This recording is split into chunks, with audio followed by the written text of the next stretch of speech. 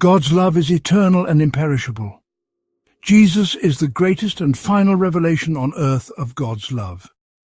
Christ's sacrifice for humanity fulfilled God's will and made a path for all to partake in the love Jesus offers. Greed and vanity, possessions and property will perish because they are not eternal. Even the highest gifts of language, knowledge and prophecy belong to time and will perish with it. Christ's love, however, is simply life itself, life in every sense, full and everlasting life. Jesus has revealed to us that love is the greatest of all things. People who live in Christ's love fulfill the will of God. They live in God, and God lives in them. Christ's love operating in our hearts is the only way to commune with God. Faith is alive only in love. Faith without love is nothing.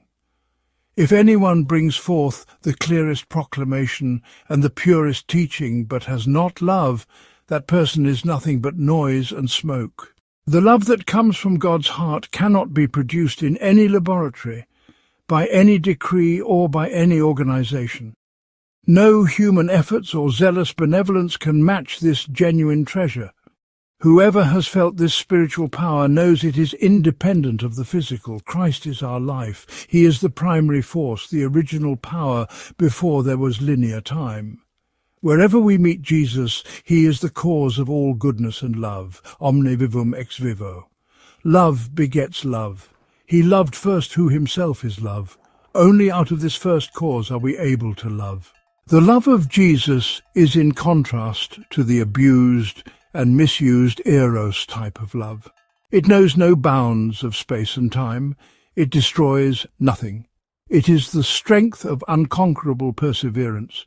It is steadfast faithfulness and is therefore equal to every task. Christ seeks what is right and best for each person because he loves us more than we can ever know. The love this world offers is controlling. It seeks by all the wiles of jealousy to win or to hold what it supposedly loves. Christ's love covers our love in the divine light of inexpressible purity, which can never be unseemly or ugly and will never harm the modesty or sensitivity of the soul. Because it is God's love, it is free from all inflated arrogance, from all pretense, from all presumption for its own advantage. God's love seeks and demands nothing for itself because it lives in the object of its love. It knows nothing of demands or rights, for its nature is to find its happiness in giving. Vanity and envy are beneath it. Therefore it can never be made harsh, never be thrown into rage, and never be provoked to bitterness. Jesus understands our essential nature and sees the potential of those he loves. Thus, he does not condemn us for our faults. God's love brings about justice. It concentrates its joy completely on the real, the genuine, the true, in the soul of his followers. God's love exposes everything which delays the holy calling of your soul. It is the strength of protection, the power to ward off all danger to our souls. Jesus gives us love, faith, and hope to overcome this world and to mature in him. God's will is that all would follow Christ and share in eternity. For this reason, we are able to stand firm everywhere and to endure everything.